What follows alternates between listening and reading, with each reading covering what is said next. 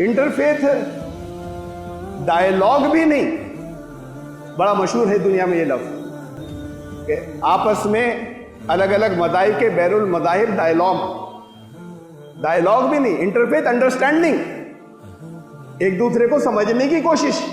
अलग अलग डायलॉग में तो डिबेट होती है, फिर मुनाजरे हो जाते हैं, मना किया कुरान ने मुनाजरे। अब वजादिलहुम बिल्लती ही आसन, समझाओगे जरूर, बात जरूर करोगे। किसी गलत नुकसान के रास्ते पे जा रहे हैं तो तुम्हारी जिम्मेदारी है कि तुम कोशिश करो कि समझाओ, लेकिन ऐसे कि ये आसन उन्हें अच्छा लगे, ऐसे नहीं कि दिल दुखे उनका। Subscribe the channel and press the bell icon to get an update. अल्हम्दुलिल्लाह अल्हम्दुलिल्लाहिल्लज़ी लहू हम्दन कसीरन कमा अमर व अशहदु अल्ला इलाहा इल्लल्लाहु वहदहु ला शरीका लह व अशहदु अन्ना सय्यदना व नबिय्यना व मौलाना मुहम्मदन अब्दुहु व रसूलुहु। बिरादरान किराम, हिंदुस्तान में मुसलमान अक़लियत में है, अल्पसंख्यक, और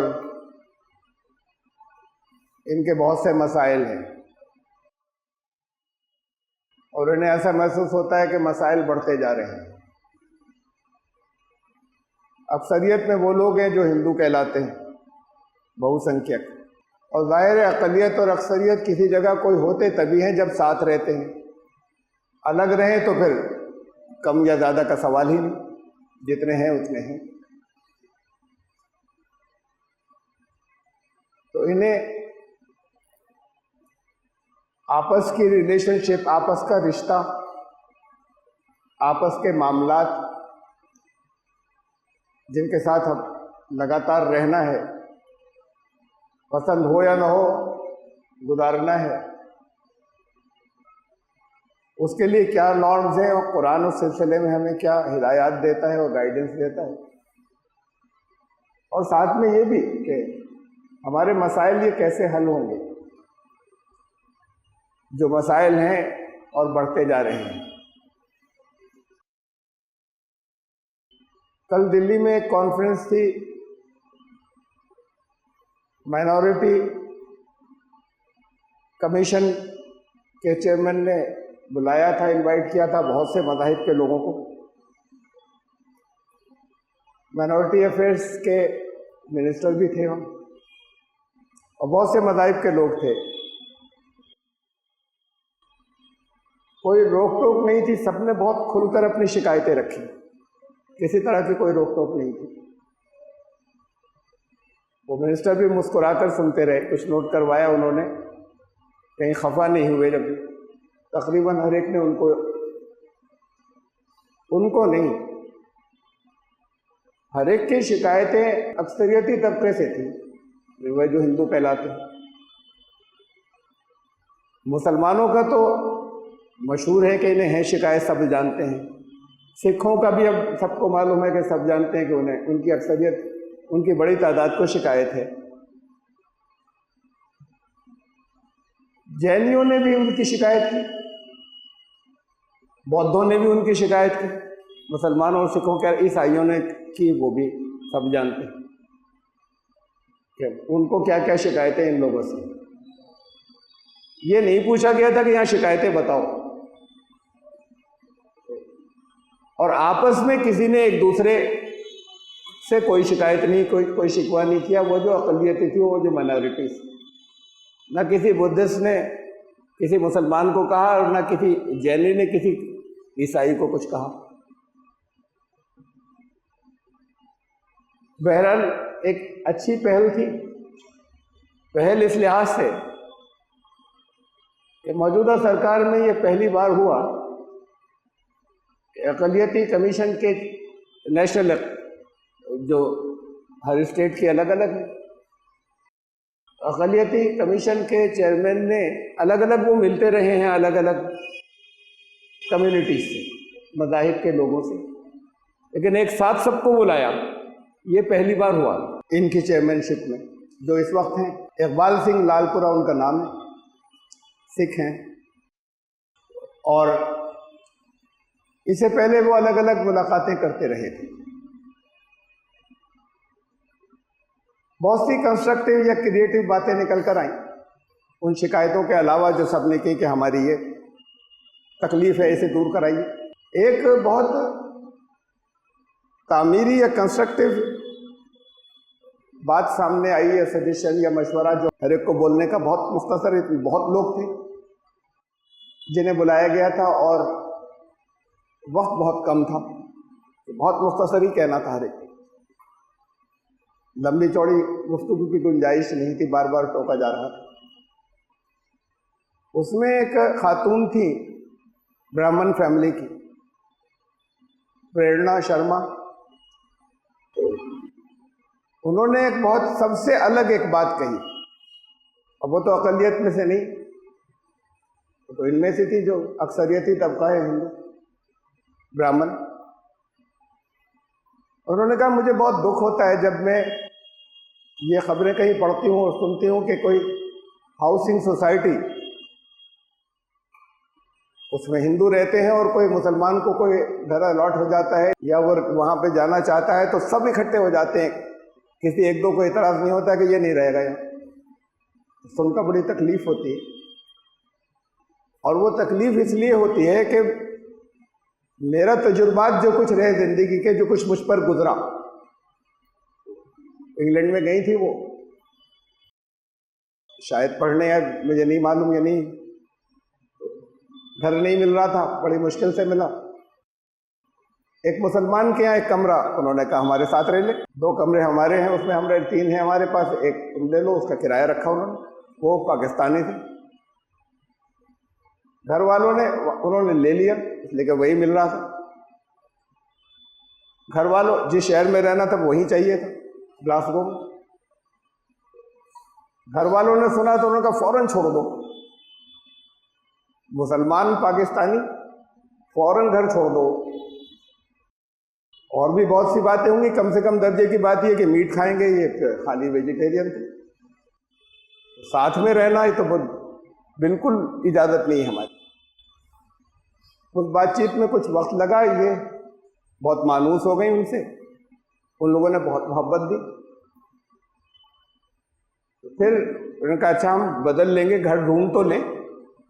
ढूंढने में बहुत वक्त लगा, नहीं मिल रहा था। फिर उन्होंने घर वालों की बात को कैंसिल कर दिया, उनका हम तो यही रहेंगे।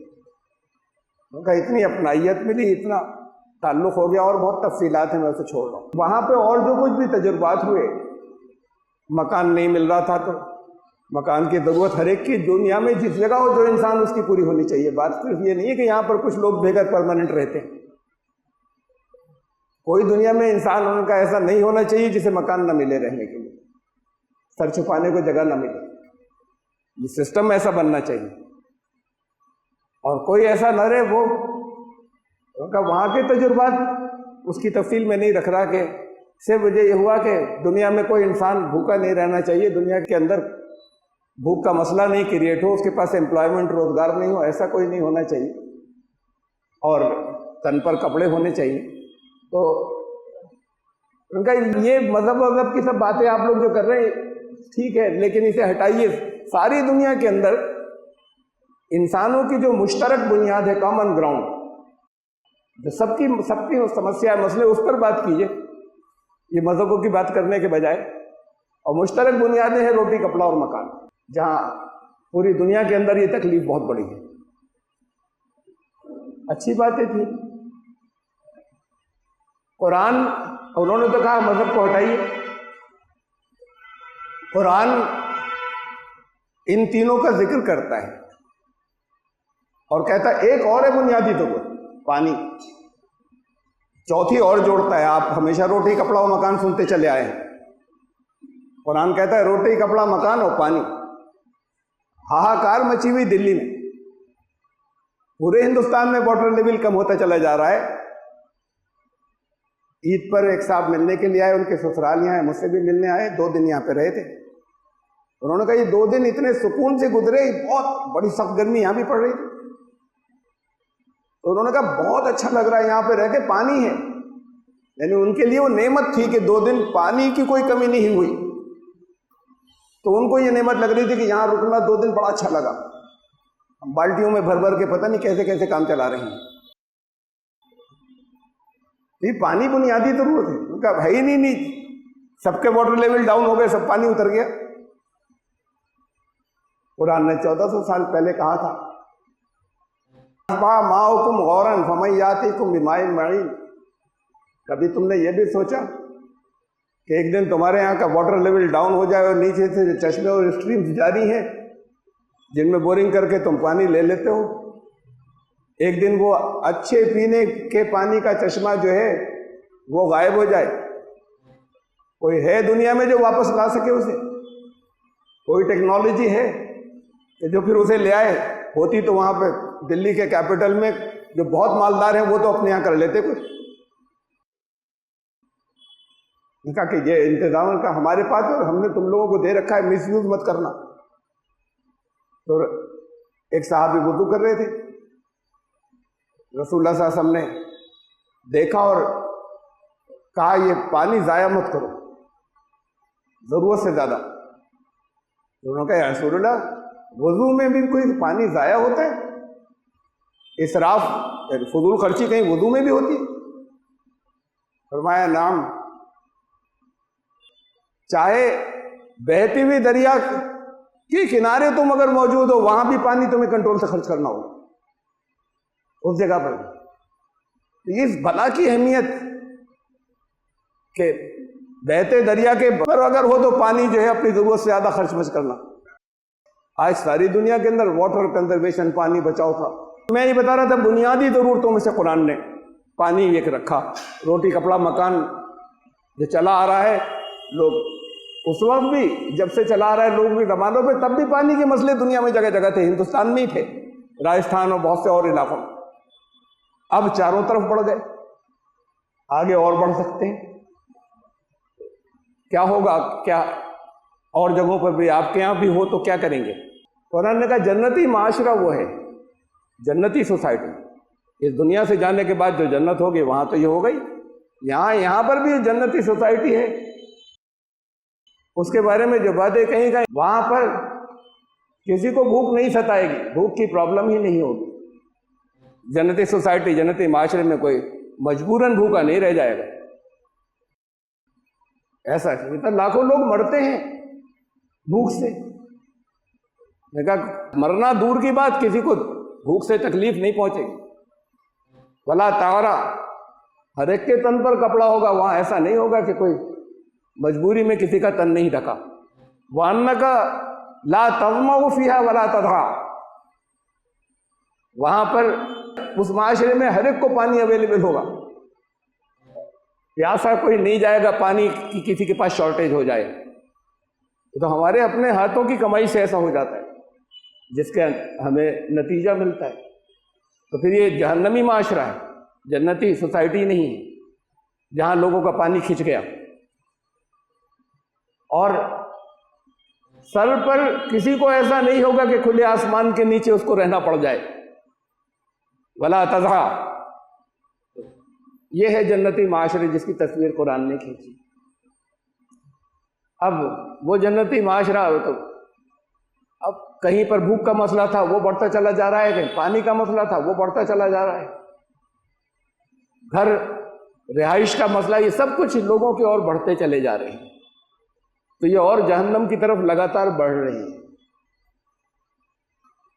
बात तो उन्होंने कहा कि इसे छोड़ें, इस बात को मैंने नहीं बात की थी उनसे पहले, बात को की इसे छोड़ें कि हमारी मुश्तरक बुनियादें क्या हैं। ये हैं मुश्तरक बुनियादें, कॉमन ग्राउंड, जिसकी हर इंसान को ज़रूरत है। इंसानी मसले पर आए, धर्म की बातें छोड़ें। ये मुश्तरक बुनियादें मैंने आपको बताया, ये तो अल्लाह ने दी। अगर इन मुश्तरक बुनियादों के कोई वाकई इनके ऊपर इकट्ठे हो जाएं और लोग कुछ करें, तो इसलिए करेंगे कि ये हुक्म मिला है, इसलिए करना है। ये सबसे बड़ा प्रेरणा है, ये सबसे बड़ा इंस्पिरेशन या तरगीब है। वरना तो हर एक कहता है इस वक्त मुझे मिल जाए, बाकी लोगों का चाहे जितना खिंच जाए उससे कोई फर्क नहीं पड़ता। भूख का मसला दुनिया में हो ही नहीं सकता। सिर्फ इतनी सी बात, अरे हुजूर का सल्लल्लाहु अलैहि वसल्लम नाम न भी लें तो भी सिर्फ इतनी सी बात हो जाए कि हर एक अपने ये देख ले कि हमारे पड़ोस में तो कोई भूखा नहीं रह रहा, किसी के घर ऐसा तो नहीं है कि मजबूरी में चूल्हा ना जल रहा हो, ईमान जाता रहेगा अगर ऐसा हो गया तो। सिर्फ इतनी सी बात का दुनिया ख्याल रख ले इस ईमान की बात को छोड़कर, तो दुनिया में भूख का मसला ही नहीं बचे कहीं। लाखों लोग मर रहे हैं भूख से, और यूनेस्को और अक़वाम मुत्तहिदा और लगे हुए बरसों से करोड़ों अरबों डॉलर खर्च किए चले जा रहे हैं, लोग मर रहे हैं, छोटे छोटे से मुल्क की आबादियों की।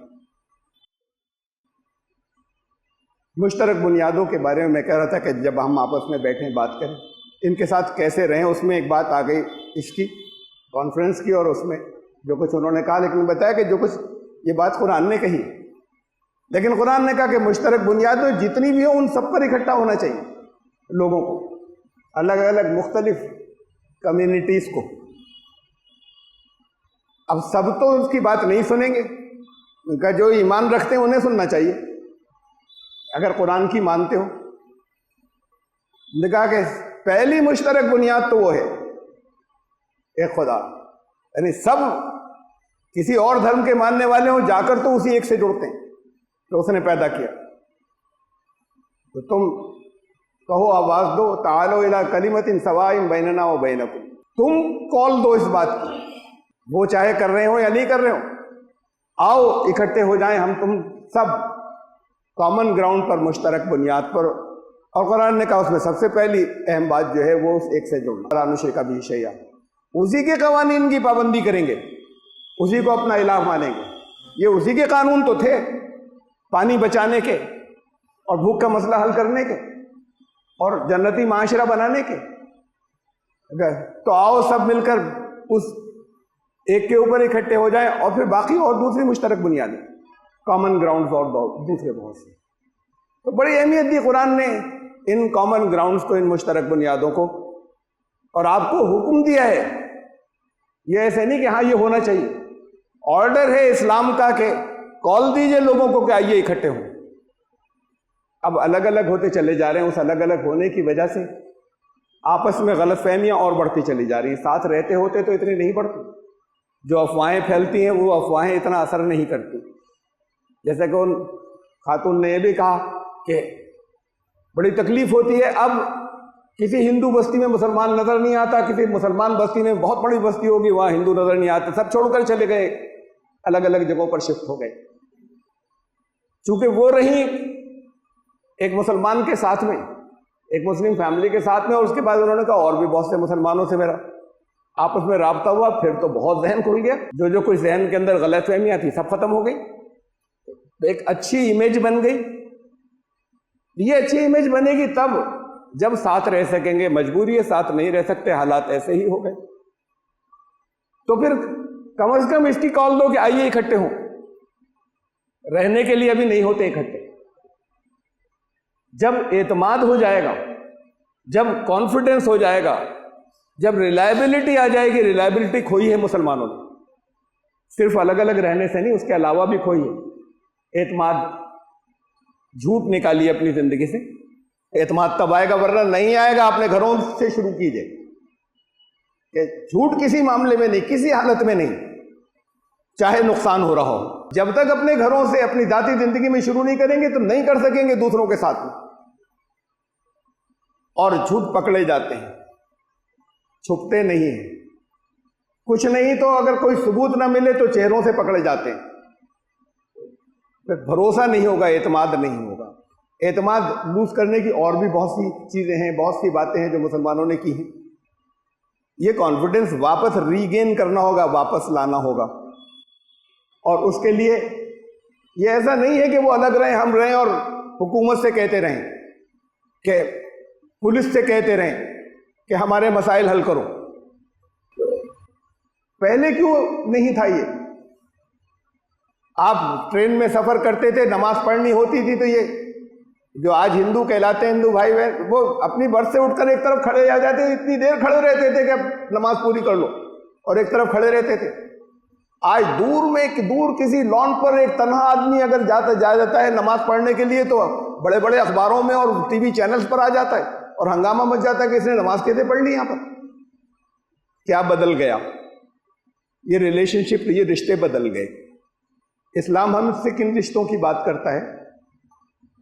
लोग कहते हैं इन्नमल मुमिनून इख्वा, सारे ईमान लाने वाले आपस में भाई हैं।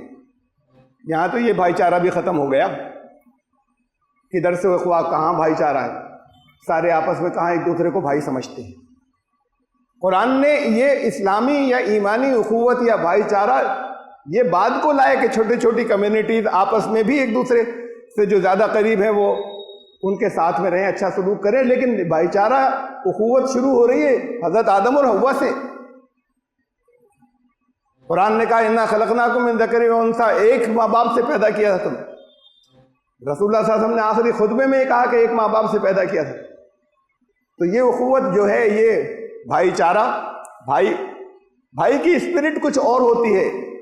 आपस में कुछ थोड़ा बहुत नागवारियां हो जाएं चाहे, लेकिन भाई को यह बर्दाश्त नहीं होता कि तकलीफ में गुजार रहा है।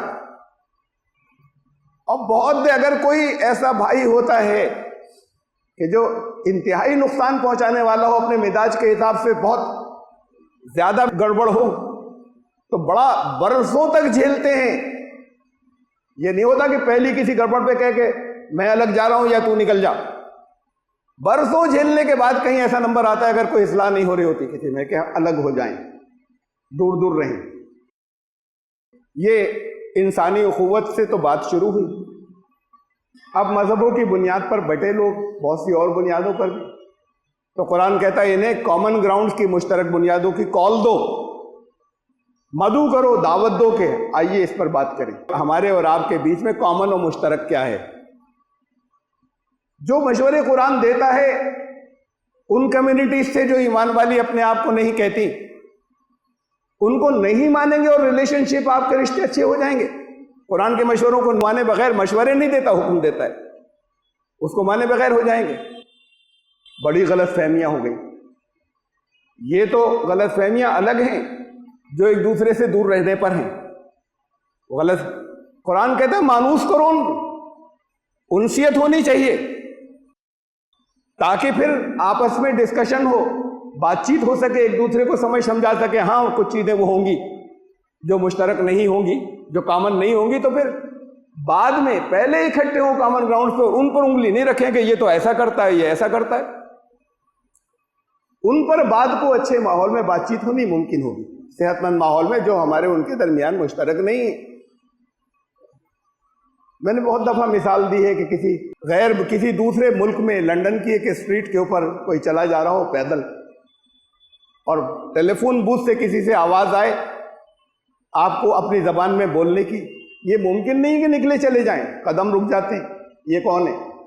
अभी मालूम नहीं किस मजहब के मानने वाले, किस एरिया के रहने वाले, लेकिन एक मुश्तरक बुनियाद मिली वहां दूर प्रदेश के अंदर, तो अपनेपन का एहसास शुरू हो गया, अभी मिले भी नहीं है। ये मुश्तरक बुनियादें जोड़ती हैं लोगों को, इसलिए कुरान ने कहा कि इन्हें ढूंढो।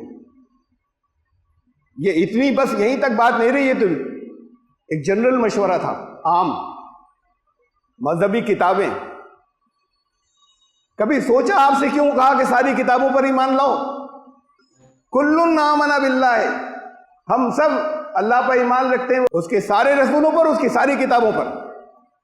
ये नहीं कहा खाली कुरान पर। क्यों कहा ये कुरान? और क्या आप रखते हैं ईमान उनके ऊपर? ईमान रखने का मतलब क्या है उन पर? कुरान ने कहा कि अब यहां तो टुकड़े यहीं से हो गए, वो तुम्हारी, ये मेरी, अल्लाह का कलाम तुम्हारा मेरा नहीं होता। वमा अरसलना मिन रसूलिन इल्ला बिलिसानि कौमी, जहां जिस जगह पर भी अल्लाह ने अपना कलाम भेजा वहीं की जबान में पैगाम भेजा। हाँ ठीक है कि उनमें कुछ रद्दो बदल हो गया, तो ये तो अल्लाह को मालूम है, अल्लाह ने बताया भी। उसके बाद भी कहा कि उन पे भी ईमान रखना, कितना रखना, कैसे रखना। खाली इतना नहीं, बड़े इसके ऊपर तो डिस्प्यूट हो जाते हैं, हर एक के अपने अपने मसले के, और अक्सरियत लोग शिद्दत से कहते हैं ना, हाथ भी मत लगाना, गुमराह हो जाओगे।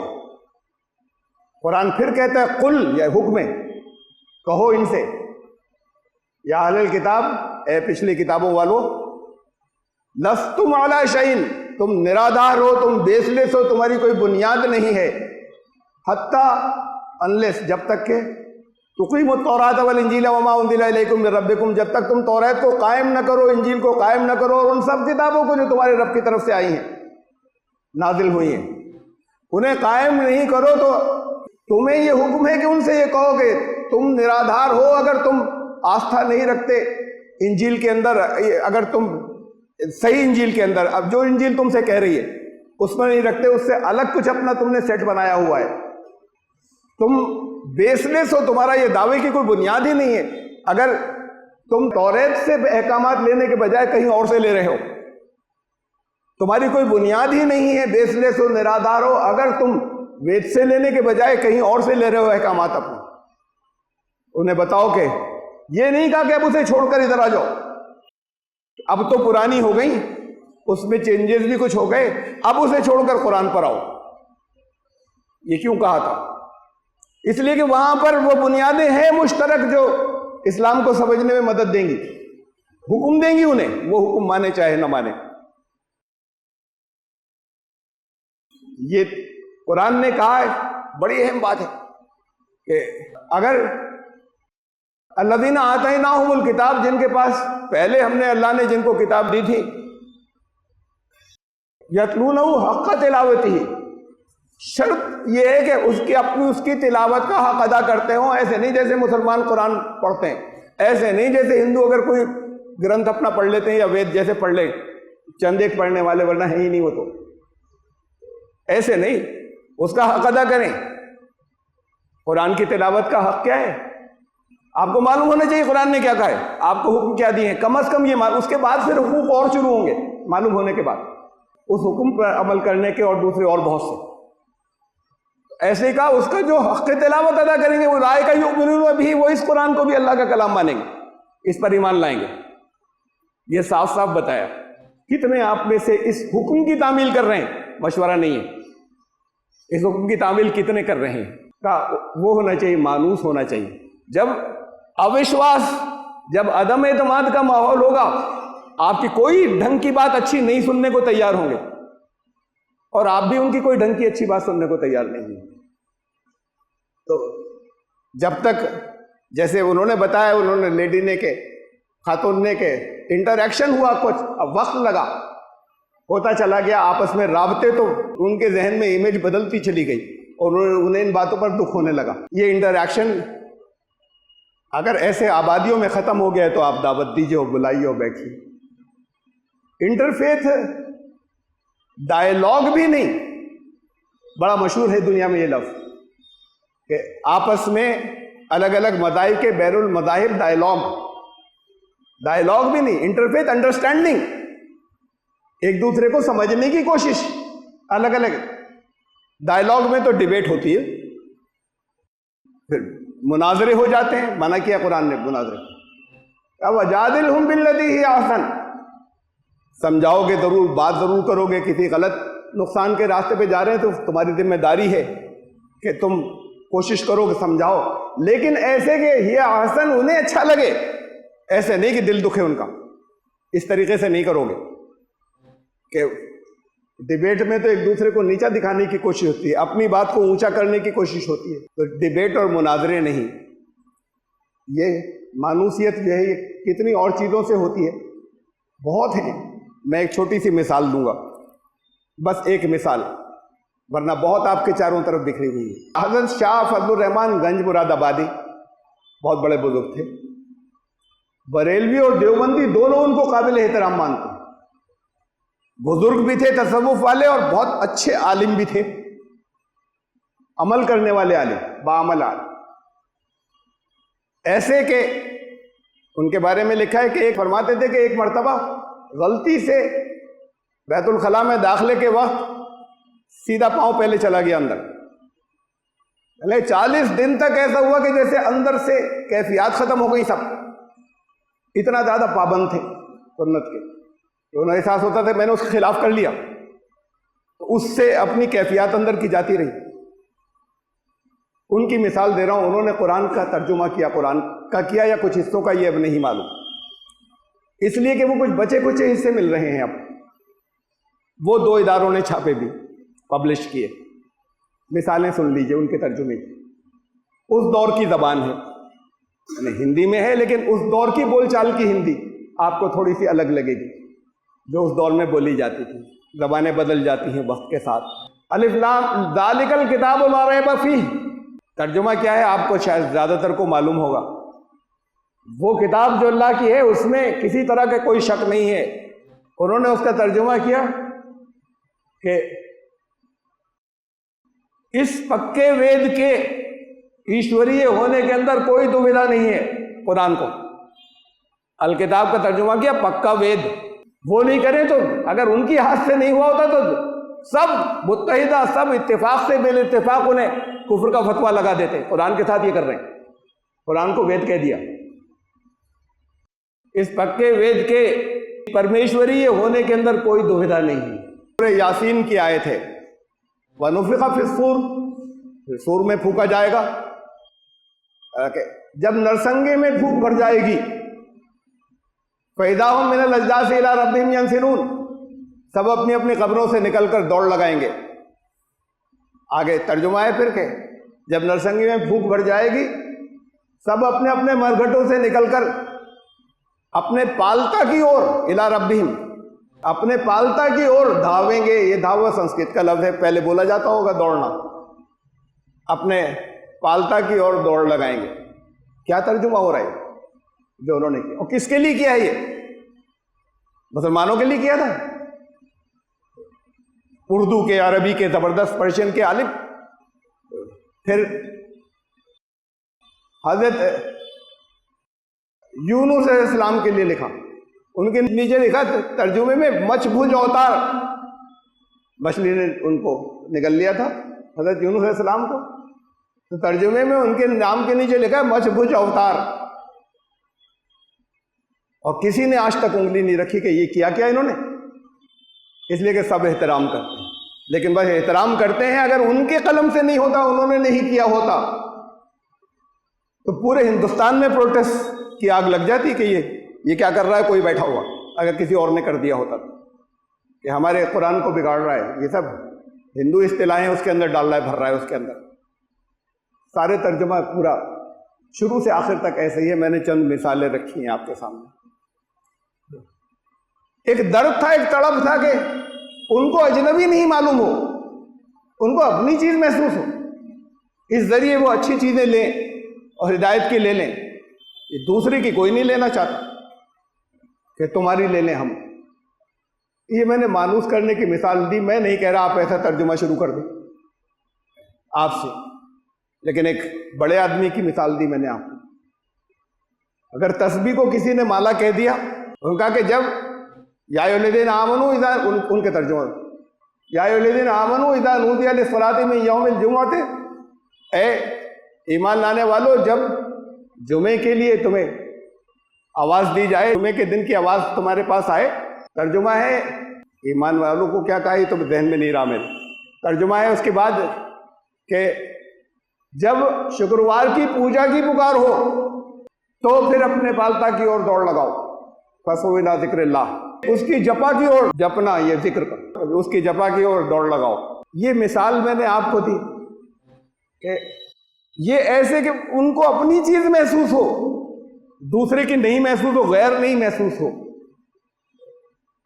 मानूस जब तक नहीं होंगे, साथ रहने से होते हैं बहुत सी गलतफहमियां दूर होती हैं, बहुत सी गलतियां भी होती हैं, सचमुच होती हैं, वो गलतियां भी दूर करनी है। खाली यही नहीं है कि हम ये कहें कि हर बात गलतफहमी है, दूसरों तक गलत, हमारी ठीक थी हर बात, हमारी बहुत सी बातें नहीं ठीक। जो गलतियां हैं उसे तस्लीम करें, एतराफ करें। माफी नहीं मिलती अल्लाह के यहां भी जब तक माफी न मांगे, अकड़े रहे बगैर माफी मांगे। वो ऐसा रहीम करीम नहीं है कि उसके बगैर माफ कर देगा, वो माफ नहीं करता, दुनिया वाले कैसे माफ कर देंगे। तो जो सचमुच गलतियां हैं, माफी भी मांगे। बड़ा मुश्किल काम होता है माफी मांगना। छोटे से बच्चे के लिए मुश्किल होता है कि सॉरी कहो, तो सॉरी मुंह से नहीं निकलता। बहुत ईमानी जुर्रत की जरूरत होती है किसी से ये कहना मुझसे गलती हो गई, माफ कर दीजिए। और बात छोटी सी होती है, ये बहुत बड़े बड़ों को अपना बना लेती है। पूरे पूरे मजमे में मैंने कहा है, तो एक आध बात को यहाँ तफसील का वक्त नहीं है। तो और पूरा मजमा बहुत बड़ी तादाद में गैर मुस्लिम थे, जिसमें 200 से ज़्यादा पंडित थे जो अलग अलग दूर के इलाकों से आए थे। अहमदाबाद की बात है। और पूरा मजमा ऐसे था कि एकदम बिल्कुल जैसे अपना हो गया, बदल गया। मैंने कहा कि फला फला चीज़ें हमारी गलतियां हैं। मैं सबको नहीं कह सकता, लेकिन सबकी तरफ से आप लोगों से माफ़ी चाहता हूँ। मुसलमान कोई बहुत से खफा हो गए, क्योंकि आपको ये बात वहाँ नहीं कहनी चाहिए थी। अरे माफ़ी उसी से मांगोगे और ऐलान मांगोगे, चुपके से नहीं, ऐलान मांगोगे। गलती का एतराफ़ पहली चीज़ है, माफ़ी तो और अगले नंबर पे बात को आती है। नहीं करोगे गलती का एतराफ़, नहीं दिल साफ होंगे। और सेकंड भर में सचमुच गलतियां होती हैं, इंसान माफ़ी मांगता है और दिल धुल जाता है जिससे माफ़ी मांगता है। तो ये धोना है इसको। और इसके लिए आपके पास, जो मैं लगातार कहते चला आया हूं, यहां पर गिनते रहिएगा, वक्त मालूम होगा। मोहलत दी अल्लाह ने आपको 2 साल की, कुछ इस पर मदहोश नहीं हो जाएं।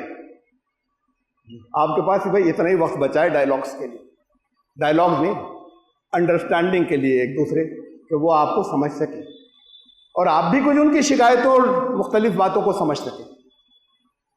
ये इंटरफेथ अहमियत, अंडरस्टैंडिंग की अहमियत की ज़रूरत है। उस लेवल पर एक हिंदुस्तान में शुरू हुआ, सरकार ने शुरू कराया, बहुत शुक्रिया, बड़ा अच्छा स्टेप है।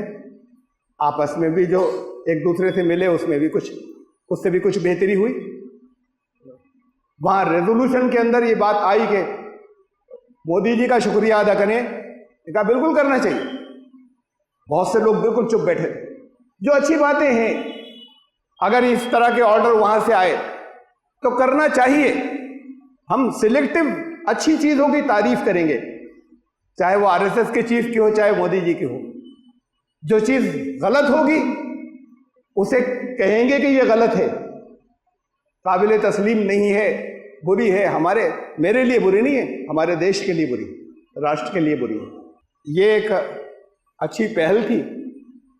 वहाँ से जो कुछ कंक्लूजन या रिजल्ट या एक मैसेज मिला, वो मैंने रखा है आपके सामने। ये मैसेज वहाँ पर तो नहीं बोला, इकट्ठा होने से ये मैसेज मुझे अंदर से अल्लाह ने दिल में डाली। वहाँ तो वो शिकायतें हो रही थी सिर्फ हर एक, हमें क्या शिकायत है हिंदुओं से, हमें क्या शिकायत है, और हमें क्या शिकायत है, और हमें क्या शिकायत है। हमारे एक इल्म वाले अच्छे आदमी, औसत दर्जे के नहीं, मौलाना बहुत अच्छे सुलझे हुए, उनका नंबर आया तो उन्होंने कहा कि क्या क्या बताएं, क्या शिकायतें हैं, तादाद गिना कैसे दें, दिल छलनी हुआ पड़ा है, तो ये थोड़ी देर में क्या बता दें। ठीक है, वो अपना दर्द कह रहे थे और इतने ही बेरोक टोक वहां कहने की इजाजत दी गई, ये भी बड़ी बात है। वरना जहां मंत्री बैठे होते थे फौरन रोको इसे, क्या है, बड़ा कंट्रोल्ड होता है। मैंने और भी मुख्तलिफ ऐसे मीटिंग्स के अंदर शिरकत की है जिसमें मंत्री तो क्या एसपी बैठा हुआ हो, जरा सा कह के तो देखिए एडमिनिस्ट्रेशन के कुछ खिलाफ एक बात, एक जुमला, घूरेगा और इशारा करेगा, फिर एकदम आपको चुप होना पड़ेगा। तो अच्छी शुरुआत है, लेकिन हम ये मैसेज ले लें उससे कि कुरान के अहकामात हमारे लिए क्या हैं, और इस माहौल को दोबारा वापस लाएंगे जिसके अंदर आपस में एक दूसरे को समझने समझाने की बात हो, और जिसके आगे बेहतर नताइज मुरतब हो, जिसमें आप अजर के भी जो जिसके सिलसिले में किसी तरह की तैयारी की ज़रूरत हो, किसी तरह की मालूमात की ज़रूरत हो, यहाँ बहुत से लोग हैं जो इसके लिए तैयार होंगे, या करा देंगे, या समझा देंगे आपको, या बता देंगे कि क्या क्या चीज़ें हैं कॉमन और क्या क्या चीज़ें हैं मुश्तरक, जिन पर हम अच्छी तरीके से अच्छे अंदाज में बात कर सकते हैं, और जिनसे ऐसा हुआ है, थ्योरी की बात नहीं है कि थोड़ी सी देर में दिल ऐसे साफ हो गए और आपस में ऐसे हो गए कि उनका कि ये तो बहुत अच्छे हैं, बाकी मुसलमान नहीं अच्छे। ये मालूम होना चाहिए कि नहीं, बहुत से मुसलमान बहुत अच्छे, सबकी बात तो अभी छोड़ें, लेकिन अच्छा साबित करना होगा और राब्ते करने। अल्लाह ताला आपको इस वक्त के इस्तेमाल करने की तौफीक अता फरमाए। बारक अल्लाहु लना व फिल कुरानिल अज़ीम, इन्नहु तआला जवादुल करीम।